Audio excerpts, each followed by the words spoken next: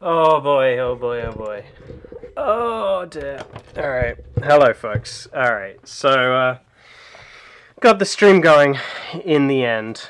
Took a little bit longer than I had hoped. I got a little sidetracked. But we're here now. We have our good buddy here, and completely out of focus. Let's try and fix that.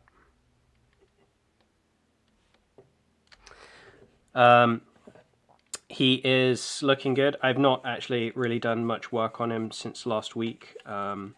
Still want to build out this sack a little bit more at the bottom, give it a little bit more heft, but generally speaking, looking good.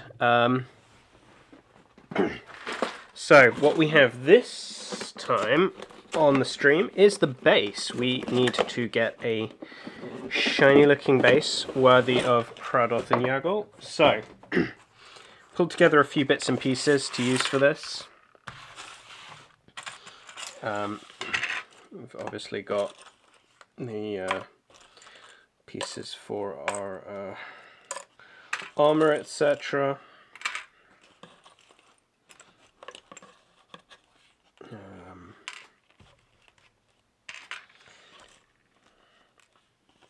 Okay, so we have here a few bits and pieces, and we have Hradoth, and somewhat importantly, we have, hopefully somewhere, oh, there it is, a silver Sharpie. So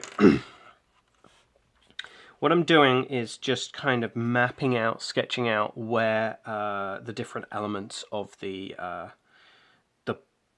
model are going to be. So the first part of that is going to be positioning Hradoth on the base, and with all models you kind of want to make sure that they're reasonably centered on the base so that there's no major overhang off of the sides, and that should help reduce the chances of there being damage to the model at any point. So with that in mind, I think we're pretty good here. So I'm just gonna kind of sketch out where his feet are. Probably tighten it in a little bit. So particularly on this foot, it's going to be a little important to be accurate. The other foot I don't think matters so much, but this front foot is going to be stomping down on a squig. We're kind of going for the scene where Hradoth and Yagle are destroying Yagle's former clan, their base. So we've got our feet, and we can add in a few additional elements with that. So I'm not going to use a regular drill bit for this. I'm just gonna kind of position this in. So this is a little tricky to capture on camera here, but I'm going to have this knotling. I'm just going to clean up his head a little bit. As I mentioned last week, you know, the bits that I use, I'll clip them off the sprue for the most part, but I generally won't clean them up beyond that unless I've been considering using them for another project and then rethought it at the last minute for some reason. So do have a little bit of cleanup to do here, but it's a pretty straightforward model. I think this little bit here, this little snotling dude, one of my favorite sculpts. I love the little nurglings, you know, those just little incidental sculpts. They're just phenomenal. They're just so much fun. So I think this one came from the Mangler Squig kit. I think I have a couple of them floating around various places. I love using them on my bigger models just as a little bit of a just a bit of fun, a bit of extra detailing. So I want him, I think, running away from this giant sack. It's easy just to have him in general fleeing from the Mega Gargant, the giant, but I think particularly having him run from the sack is kind of fun. So I'm actually going to just pop him in there, I think. And I got a couple of mushrooms here. They're going to come into this in a minute as soon as I find the other magic piece that I had set aside. And have now mislaid, as you do, Okay, so this will do. It's not the one I was going to use, but this is one of your finest medical tongue depressors. I often use these as strips for putting tape or gluing down models to batch prime models. But in this case, this is going to turn itself into a handy-dandy fence. Now, normally I would use coffee stirrers for this because they involve a lot less chopping up. But I never got to a coffee shop, so we are working with what we have, which is tongue depressors, and they'll be just fine. Probably should use a metal rule or a straight edge to do this normally.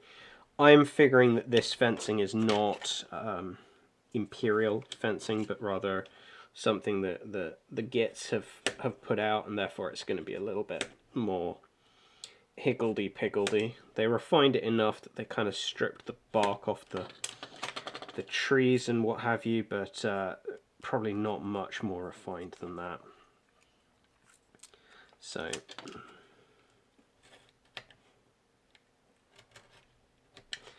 if it's a little wonky, that's absolutely fine.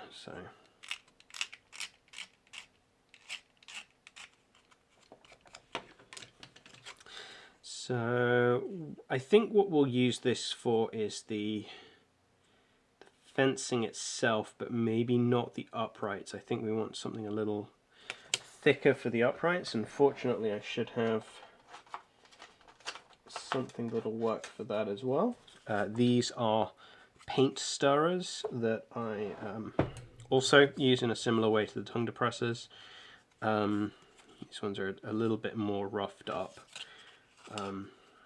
but that should be fine. Now what you'll see is that the grain on these things goes from left to right. Sorry, I've got the camera angled, so I'm not sure how much of this is actually getting captured because I'm not paying attention. Should fix that. Okay, so the grain on this actually goes lengthways, which I guess you'd pretty much expect for something like this. If it was all crossways, these would be very prone to snapping because it's just a lot less strong in that direction, whereas I can actually like splinter this just with my fingers in the long direction, because all of the fibers are kind of aligned in the same direction and they're the strongest point. So what I'm going to do is I'm going to use this for fence posts because it's a little bit thicker and it will give me something close to a square cross section on the fence posts, and then we can use this as the slats across the fencing. So how tall do we want our fence posts? I have here a goblin for reference. I think we're probably going to have them maybe about as high as the goblin. That sounds about right to me. So something like that high. So I'm going to say about that high. Seems about right. Maybe a little bit too tall, really, but we'll start too tall and we'll trim them down if we need.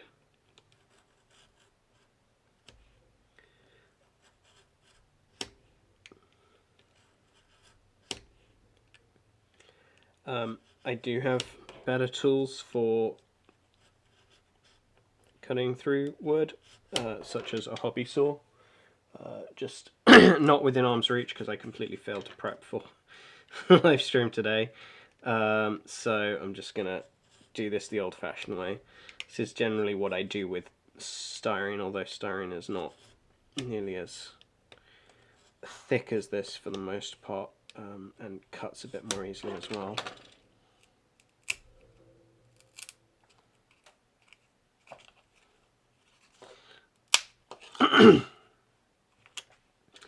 And going lengthways, as I said before, it should be a little bit less of a challenge, because the fibers should help me. I'm not cutting across them, I'm mostly cutting in line with them. Mostly. I'm not using a straight edge. If this was imperial fencing, if this was man-made fencing, I probably would. Particularly when going along the fibrous grains with a blade like this, it shouldn't actually be too bad. You should be able to kind of keep it fairly straight and consistent without too much effort. And it's definitely good enough for git work, for goblins to have put together. Also, you know, if you actually care about the surface of your table, make sure you have a nice cutting mat underneath this. This is my paint desk. This is for hobbying. If I carve into it a bit, as you can tell from all the paint splatters and stuff, I actually kind of like having this this kind of surface to my my hobby area. It was a decision I made. So as you can see, these also snap a lot more nicely when you're just part way through, and there you can see some of the fibers that didn't get cut through. Biggie, just strip them off. So what I'm envisioning here, and we can kind of sketch this out, is that we maybe had a fence running kind of along here originally. And obviously this foot has already gone through it, so the fence is going to have been busted up already. So I think if we have a fence post here that's still standing, and maybe one here that's wonky, has kind of been bent out, and what kind of spacing are we looking at there for this? It's roughly regular spacing, but I'm not going to worry about it too much. I'm going to have one fence post that's just properly pulled out there, and another one that's maybe gone off in that direction. So those are the fence posts. And this fence post here is going to be where I put the mushrooms as well, I think. So these couple of mushrooms here, which is nice because they'll be near the edge of the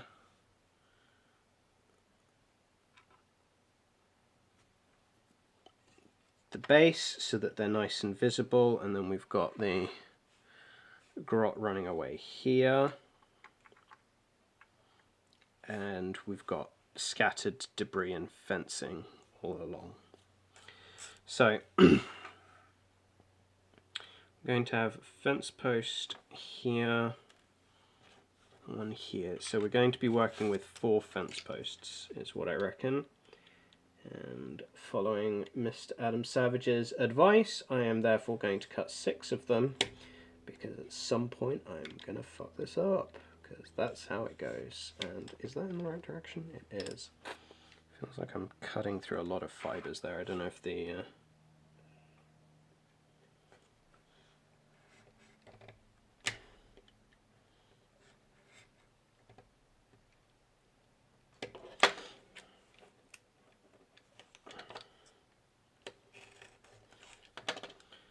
so we've got one there, and then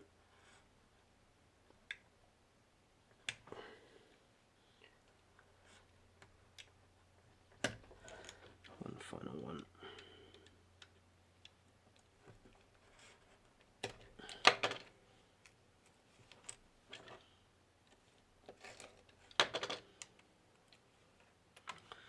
Can go off that way. All right. Now we're going to need slats for this, and I think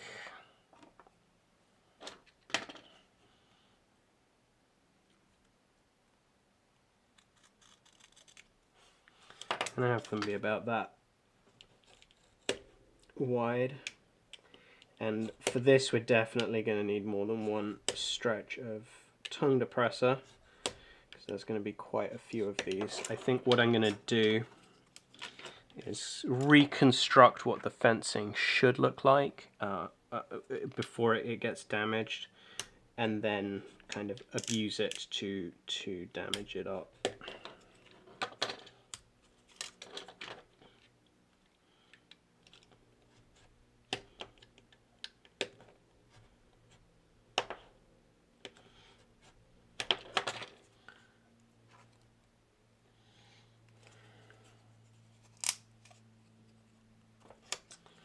Okay.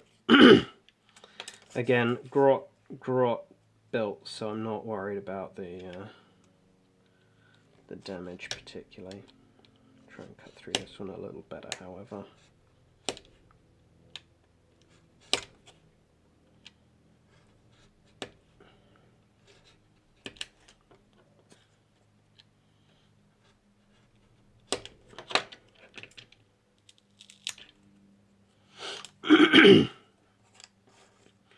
Okay, and we've got fencing like this.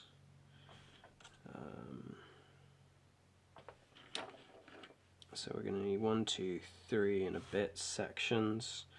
I think each of these will provide 2 sections worth, so I'm hoping that's going to be enough. You know, after all that, and I said I'd cut 6 of these, and I still only cut 4. Let's cut a couple more. There's one, and there's another one. A couple of spares. They're a little chunky, but that'll be fine. You can always carve them down. Now for these pieces, the grain is not super aligned, so this might be a little tough. I want them to be more like planks, so I'm going to cut them a little bit wider. I'm going to try and get 4 out of each one of these. There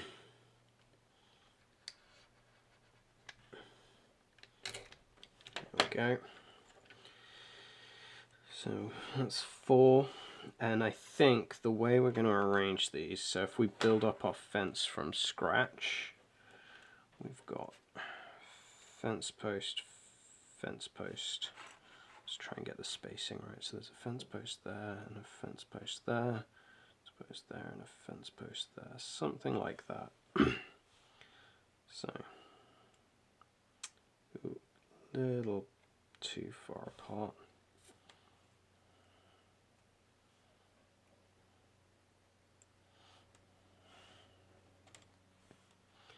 Okay. So we're going to offset them like this. So I think this is kind of the degree of engineering and fence post fabrication that we can expect from Gits. So it's going to be kind of straight, but kind of not. So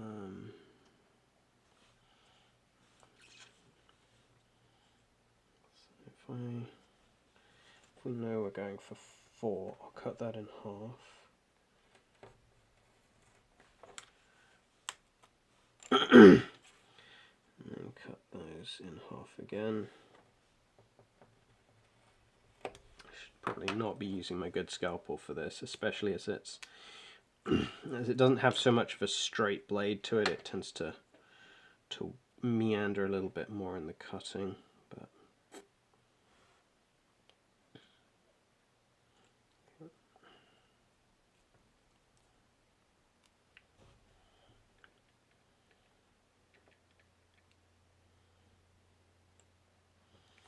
yeah, I'm liking that. I think that's looking pretty good.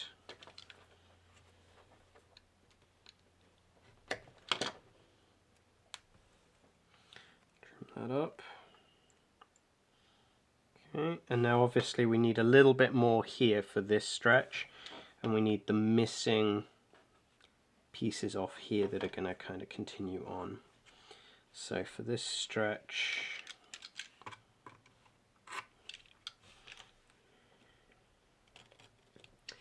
I'm going to cut it a little bit short just to reduce the overhang from the base. And then for this post, I'm literally just going to kind of do it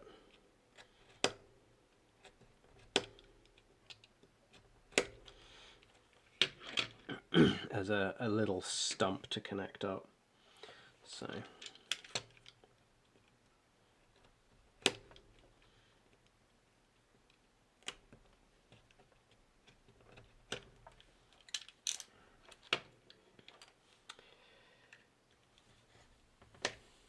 I do want to cut through this one properly because it's so short.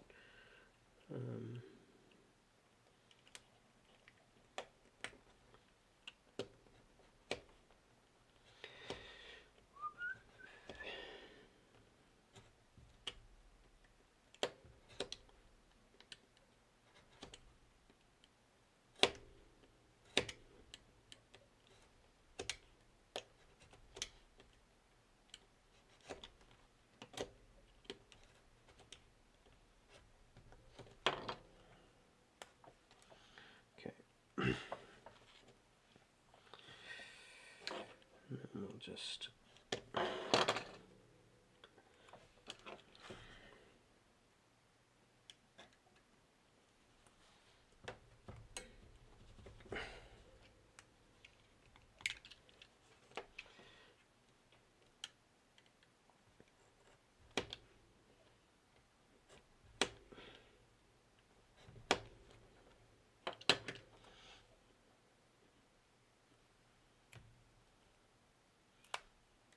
there we go. Got to obviously cut them in half again.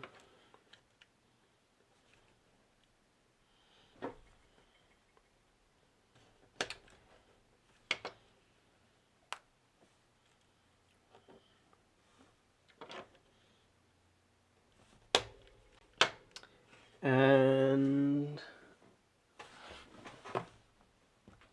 I didn't lose it in the carpet. Hooray! Okay, so we've got our little bits and pieces for this fence post over here. We've got our longer fence post pieces over here that are actually going to be kind of broken and scattered on the ground, potentially. I think the fence post where the foot actually went through, these are just going to clear break, so I'm going to try and do that by hand. Looks like I've managed to break this one into 3, but that's okay. So this will be attached to this one, this will be attached to this one will be freestanding.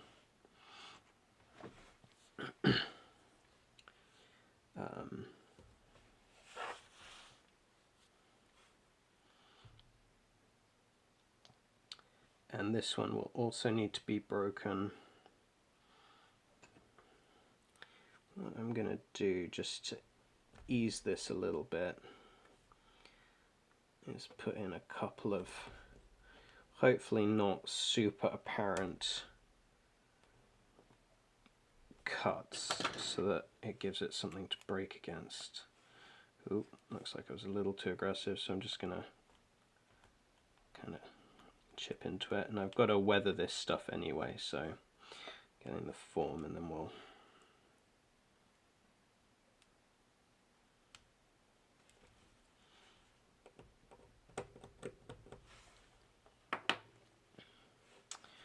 Now, one of the things that a lot of people will use to kind of put in a exaggerated texture on this is a wire brush, which is a phenomenal way of doing it. Unfortunately, I do not own one, so that option is going to be a little bit of a challenge. But what we can do whilst I think about an alternative for that... Oh, I found the other tongue depressor. Too little, too late, Ev. Alright. This has got a lot of fragments and stuff at the edges. I'm going to just kind of take them off and just kind of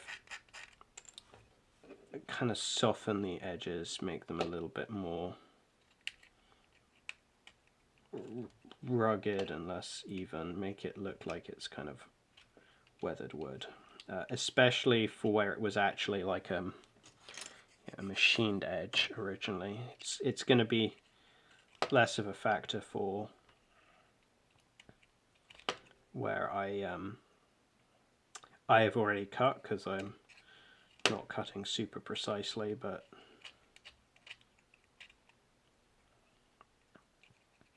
should just help soften the outline, make it look a little bit more plausible.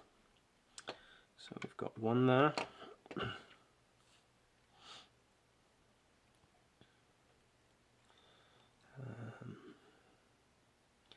I'm not sure if we're going to need to do it for these. I think these might be okay. So we've got our fence post there. Let's do it for this post. As always, be careful when using a knife. Try not to do what I will inevitably do at some point during this live stream and chop your fingers off. I am reckless and irresponsible with the use of blades, and I frequently have cuts as a result of it. So don't be me. Being me is bad. Do as I say and not as I do is generally a good way to go about life. Okay.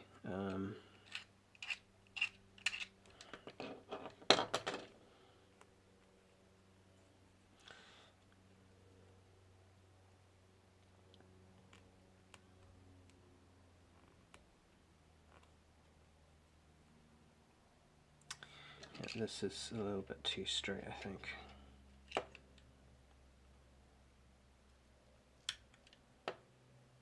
It's a little bit better.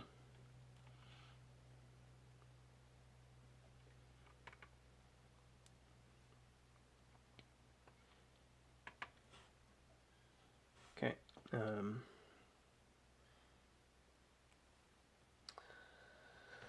I do have sandpaper. I might actually just use some super coarse sandpaper as a way of getting texture onto these if I have some. Super coarse. This is some 80 grit, so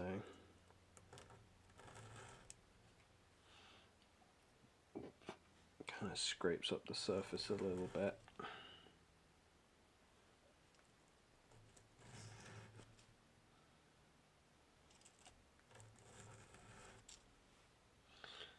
So hopefully that will show up as we prime.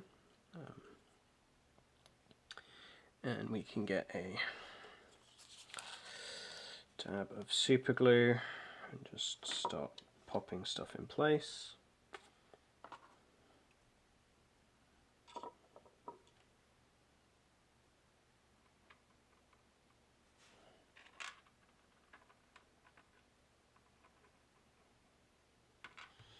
Now this is just a mushroom, so I'm actually going to swap the sides of these to give our little mushroom with a face a little bit more of a prime position on the board. And I will probably be coming back to snap this fence post off, but I just want to position it for now.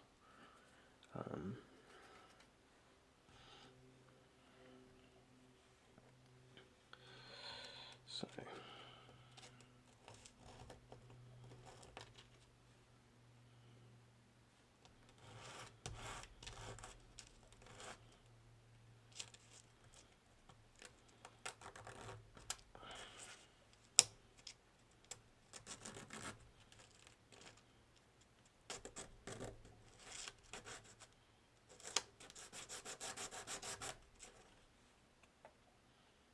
There we go, that's looking pretty good. Just take some of the edges off here and there. Carve into it a little bit. Should do it. Rough these up as well. I'll leave those are a little too small to worry about. So we will get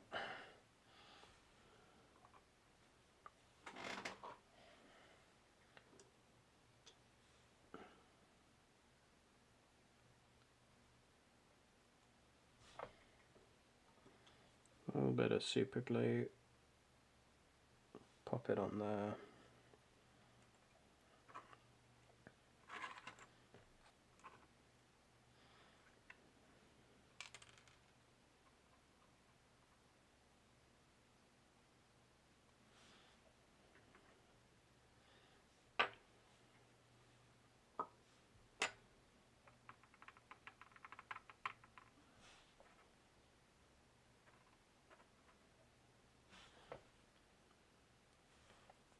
So interestingly enough, with mushrooms in the real world, they do actually tend to spring up where there's an interruption in the tree line. So you tend to find them, you know, kind of at the edges of woods and the like.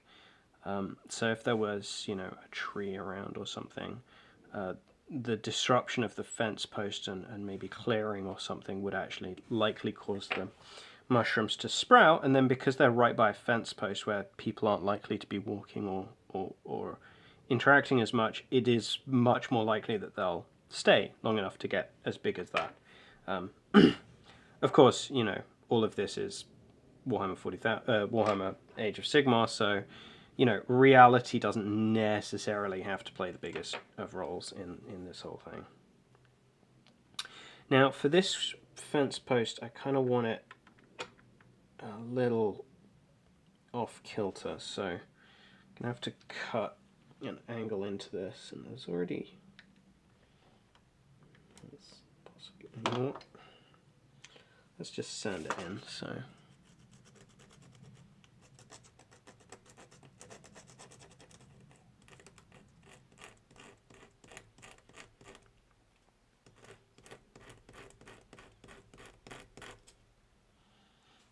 there we go, pretty much that.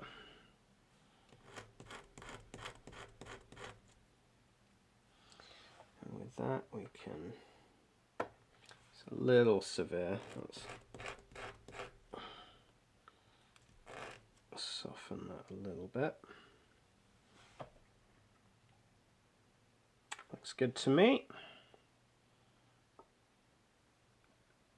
Fresh daub of super glue.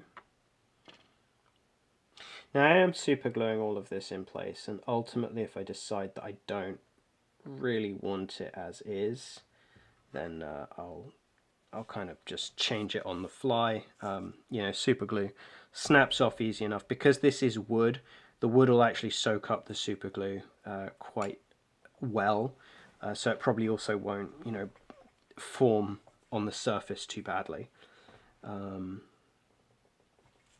Now we need to figure out attaching these beams.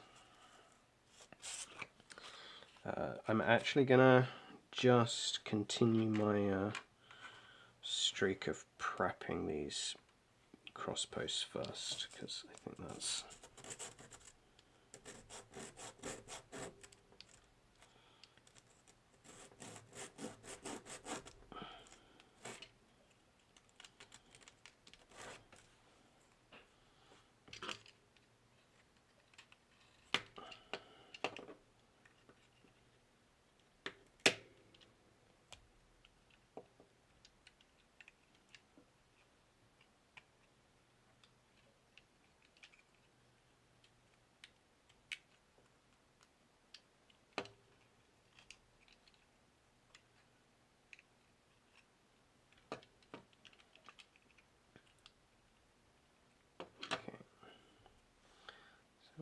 another one.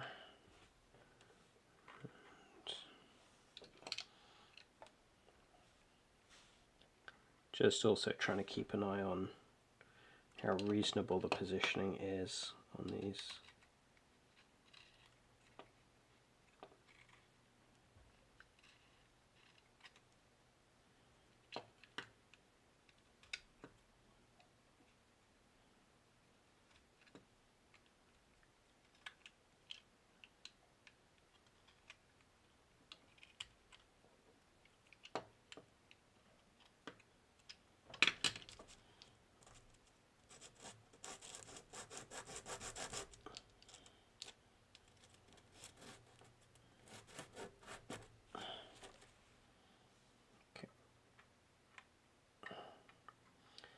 And again, we're kind of paying heed to what it would look like as built, and then we'll destroy it as we go. So I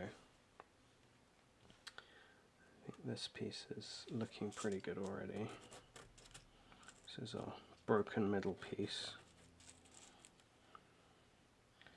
So that'll be floating around somewhere.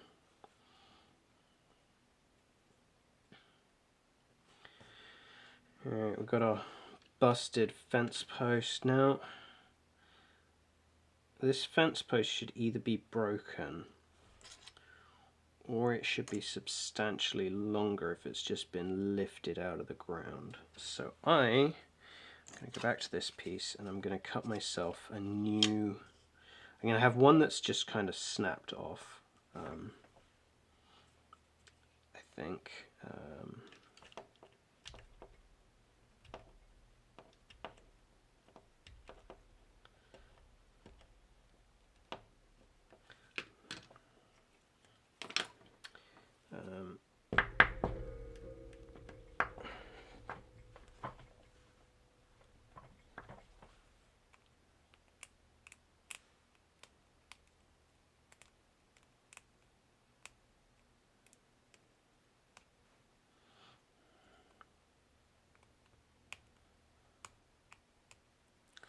So that can be the one that's just snapped off, and we'll need a little stub in the ground still, splintered stub, which I think we can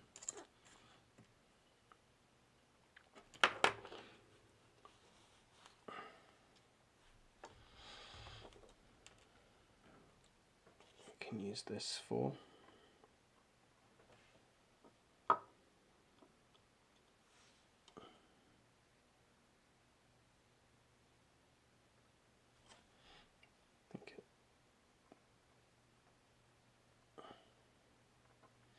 Based on the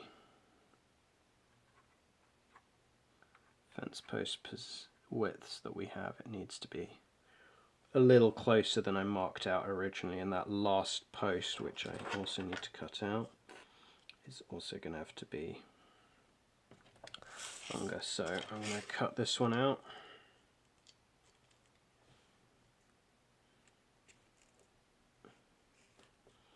I seem to remember you're meant to go like half as deep again with fence posts, but can't imagine that goblins are quite as rigorous as people are with fence post manufacture, so we're gonna half-ass it a little bit.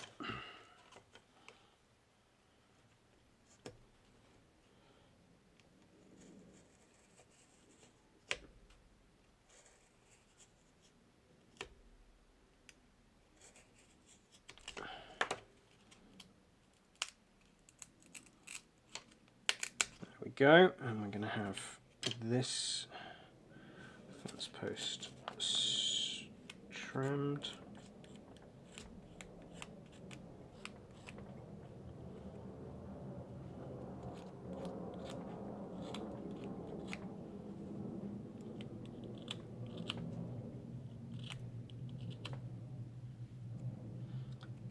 Gouged it a little bit too much there, but that's actually just fine, and I will show you why in a second. So we've got this, and we've got this gouged off piece. Now, in order to get your fence post in, you might well put a bit of a point to it, which would become apparent when it gets yoinked out of the ground. So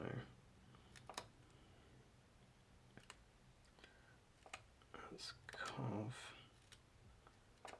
a little bit of a spike to our fence post that can have sat in there and been hauled out. There we go. Yeah, I'm glad I didn't make that any longer. It would look a little weird if I had. Alright, we're going to finish off our fence posts. So we've got broken, broken, broken, broken, broken. We've no longer got that fence post because we replaced it with the longer one. And actually these fence posts have also not been filed yet, so let's lay them down.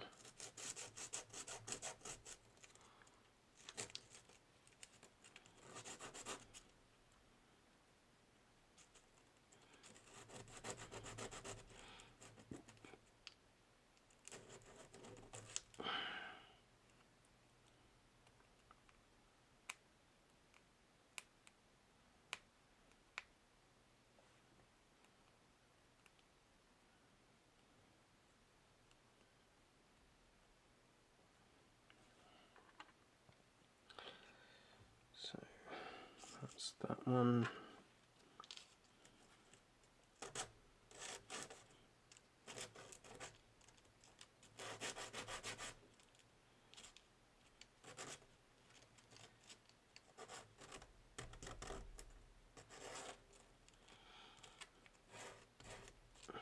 And the other thing I might do with these, just to get rid of any little bits of tiny little splinters and shards, is just to run a flame over them very quickly, just to burn away those tiny little pieces. I'll probably do that off camera. I don't have a lighter to hand, so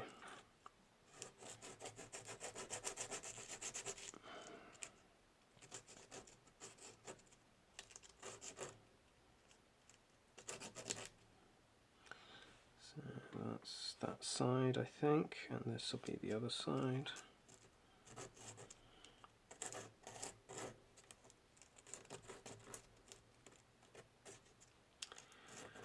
Oh boy, we did not get as far as I intended today. I'm not gonna lie, I'd hoped to cover a bit more ground.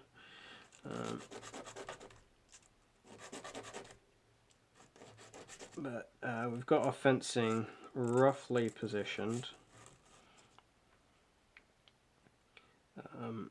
I'm not actually going to be gluing any of the ground cover down, sorry, the fallen fencing down on the base yet, because I want the ground cover to be in place first.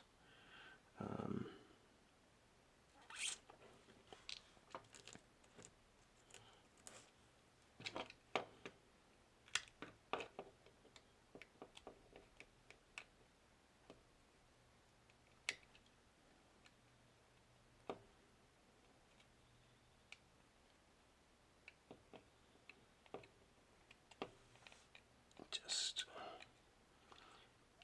roughing up the edging there a little bit.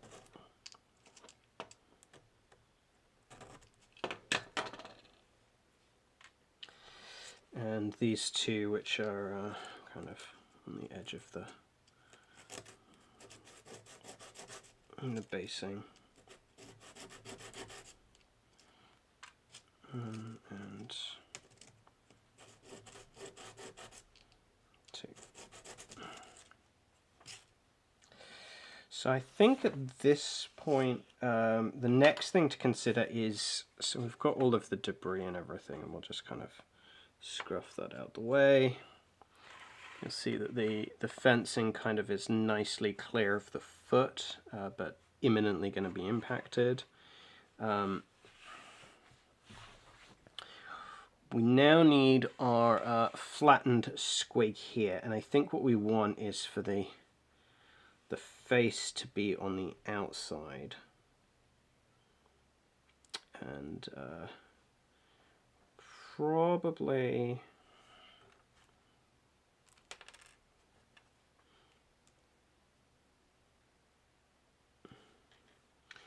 I don't know how gory or cartoony I want this to be. I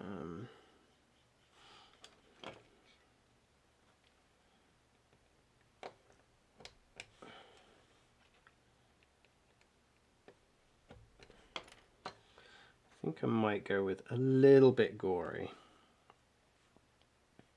So we've got our squig who's getting crushed. With this positioning, I think the foot would hide most of the rest of it, and I'll put like a green stuff ball that he steps on to squish out a little bit for the rest of the squig.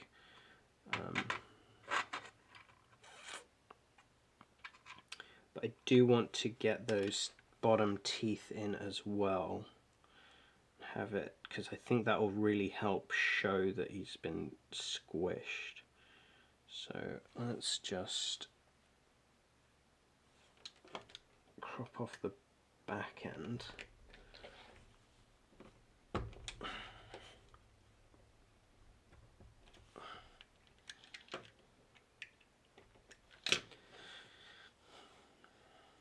So that it's kind of flush, that's better. And then I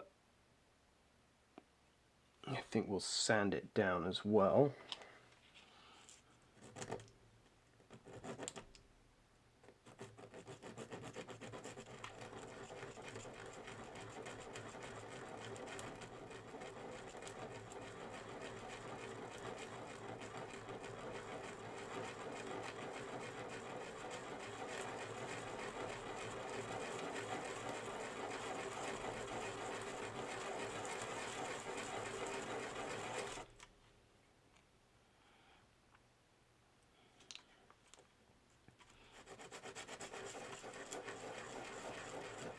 Just adjusting the angle a little bit so that the teeth curve up a bit more than I was sanding to originally. That's pretty good. Gives it a sense of being pressed into the ground a little bit. I've got the teeth above. I'm going to just crush this head a little bit. Same way I did with the shields. And just to give it a bit more of a flattened appearance.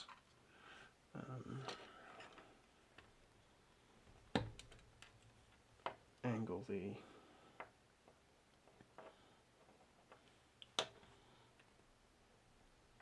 cut for the jaw.